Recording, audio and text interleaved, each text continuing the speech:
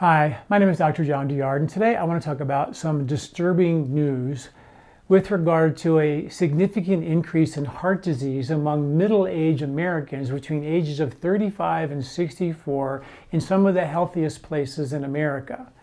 On the list of the top 10 places where the rise was upwards of 28% increase from the years 2010 to 11 to 2015 and 16, just not very many years later, we had almost a 30% increase rise in heart disease. In some places in Colorado, which they consider to be a really healthy place, like Colorado Springs, Fort Collins, and Greeley. These are places where you don't expect those kinds of numbers.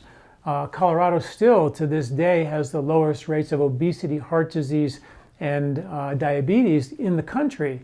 Yet those numbers are rising. The influx of thousands of people into Colorado, people think, oh, that must be the problem, that they're bringing in all these obese people. Well, it turns out they actually did a report on that, and they found out that the people who are moving in are actually less obese and less overweight than the people who already live here.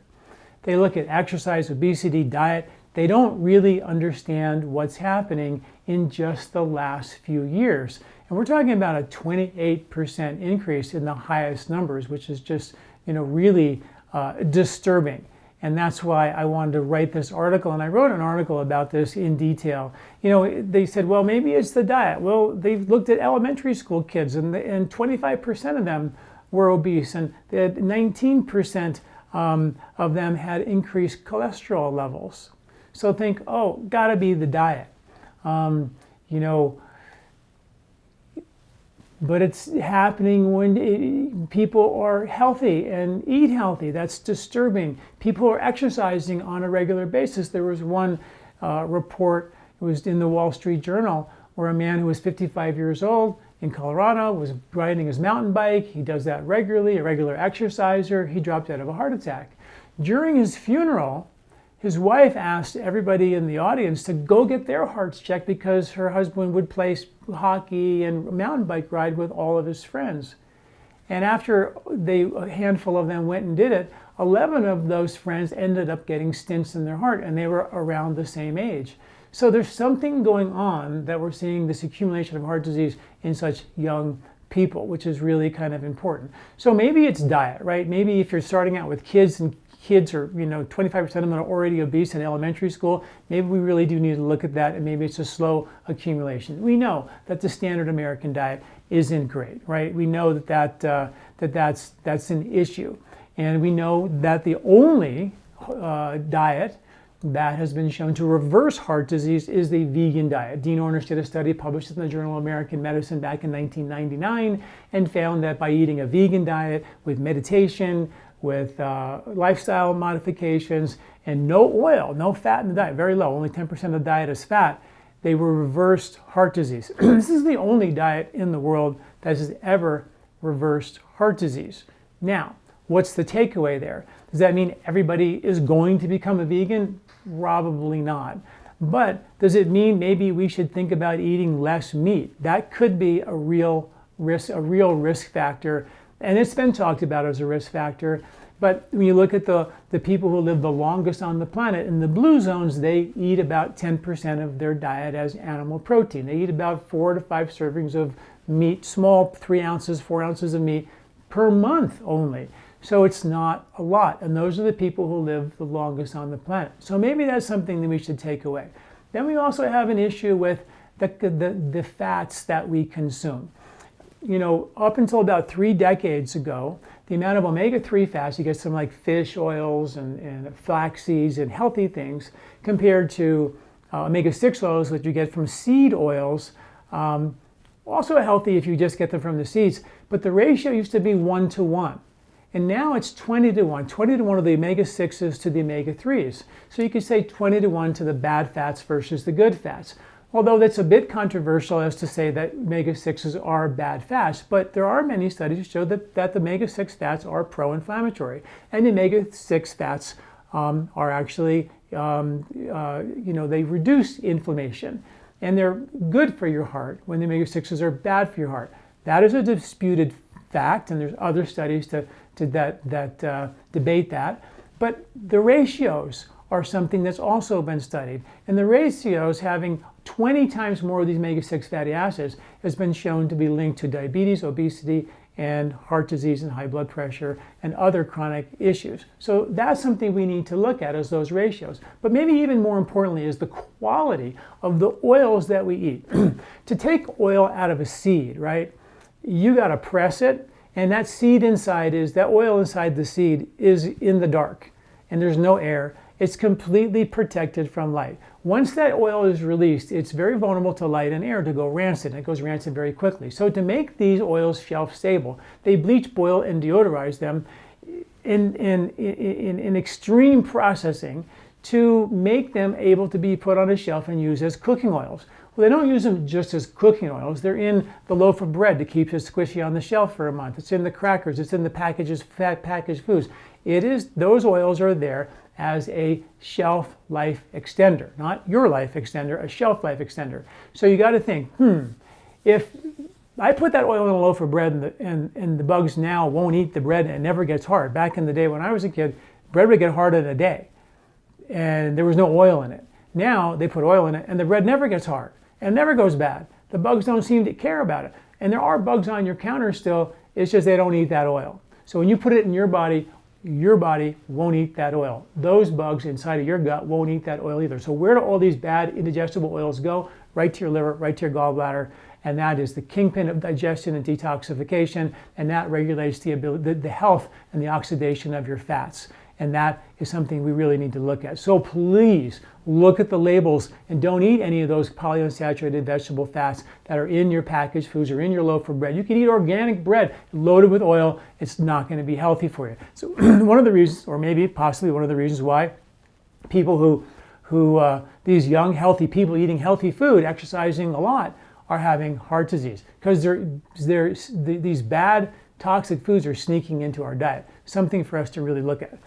Excuse me. When we think about whole foods, whole organic seasonal food, it doesn't include anything that's going to preserve that food. Okay. The other thing to think about is exercise. We all know that exercise, or lack of, is a risk factor for heart disease. A sedentary lifestyle is just bad. Everybody knows that. It's not disputed.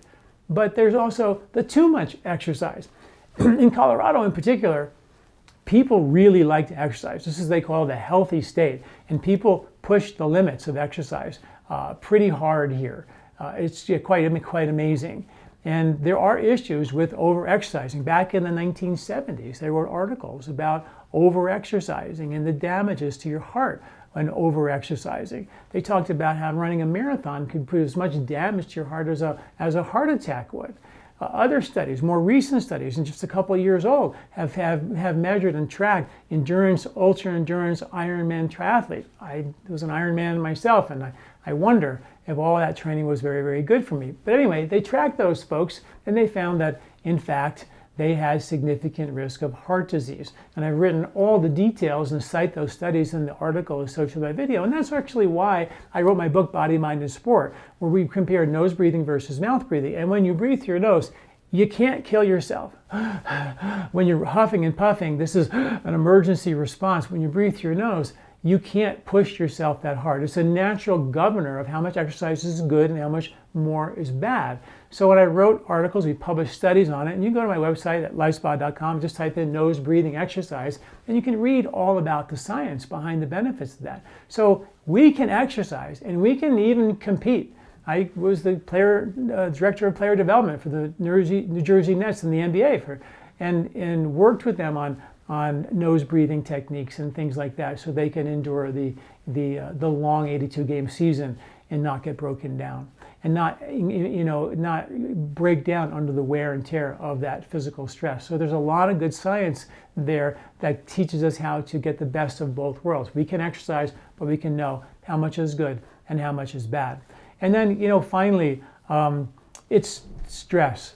There are so many studies, over 40,000 studies on the relationship of cardiovascular disease and psychological stress, emotional stress. It's not funny. Emotional stress, anger, fear, worry, depression, anxiety, jealousy, overworked even, but emotional stress in particular has, like a broken heart, in fact, has been shown to increase the risk of coronary artery disease and cardiovascular disease.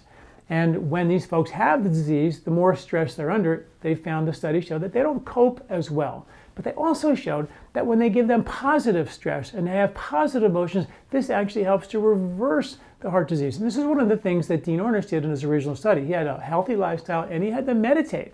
He taught them how to meditate so they could learn how to de-stress and cope with the stress like water off a duck's back. So this is something that Ayurveda calls a sattvic diet. A sattvic diet is based on understanding how to, it comes from the branch of Ayurveda called rasayana, which means longevity.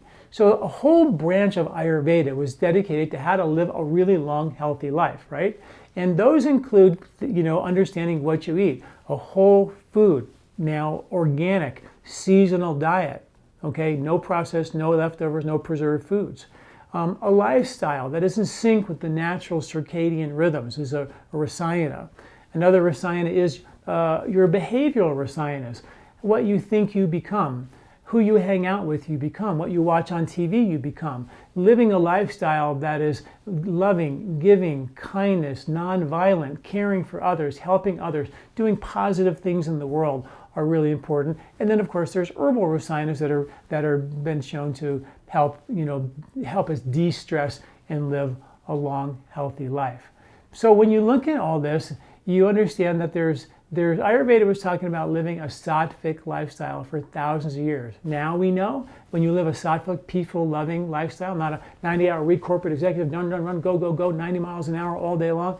No, a sattvic lifestyle has been shown to lengthen the telomeres in your brain to increase longevity. It's been shown to increase oxytocin, the longevity hormone. It's been shown to change your microbiome. If you take a social, stressful person and you sit them next to a healthy person, a sattvic person, soon the stress of this person just being in the environment of that person will change the microbes in your gut. Those bugs in your gut will morph based on the environment. Sort of what they're designed to do is tell us and horizontally transfer their impressions, their genetic material, in fact, to our genetic code to let us know genetically what's coming down the pike. So we can prepare to make sure those bugs have a home and continue to have a home because we are their home. That's why they like us. But it's not that they're all about loving us and supporting our health in any way, shape, or form. They just want that environment where they can live in. So the point being is that living a life that is against the grain of our current culture, but a peaceful, calm, loving life, a routine of life in sync with the natural circadian medicine. Circadian medicine won the Nobel Prize last year. This is really important information. This is stuff Ayurveda talked about thousands of years ago. So a sattvic lifestyle is a peaceful, loving, kind lifestyle. I call it the eye of the storm. If you find yourself needing to be stimulated to be happy with coffee, caffeine, cigarettes, exercise, yoga, food, shopping, TV, screens, this is called rajasic. This is living in the winds of the storm. Now you're out there dodging refrigerators and it's a little dangerous out there, but your satisfaction comes from reward chemistry. And then finally, if you overwhelm yourself and you can become desensitized and you can begin to retreat or withdraw from the stress, and this is called a tamasic environment. Sometimes we dull ourselves on our senses with marijuana and alcohol and things like that. So there's a body type questionnaire you can take. If you go to my website, it's called Know Your Emotional Body Type. And it's your emotional body type quiz. And it tells you how much sattva you have in different areas of your life, how much rajas or rajasic behavior you have, and how much tamasic behavior you have. And you get a score and you see, wow, I'm a little bit tamasic and rajasic in these areas, and these are the areas that I can work on to become a little bit more sattvic in their life. It's a great pointer for you to get a little tuned into where you need to scrub on the stress side of life, on the emotional side of life, because like I said, there's literally 40,000 studies linking emotional, psychological stress to heart disease. And I think in this culture, in this day and age with social media and the pace that we have under, you can't ignore that those stressors as being kind of a insidious cause of heart disease. In middle-aged people, in some of the healthiest areas of the planet. This is a concern that researchers and doctors alike are trying to figure out. So please read this article about heart disease associated with this article and check it out at lifespa.com. Thanks for listening. I'm Dr. Douillard. Do you like this video? Don't forget to subscribe and share. This recording is brought to you by LifeSpa, where ancient Ayurvedic wisdom meets modern science. Get access to free health video newsletters by Dr. John at lifespa.com. These statements have not been evaluated by the FDA. These products are not intended to diagnose, treat, cure, or prevent any disease.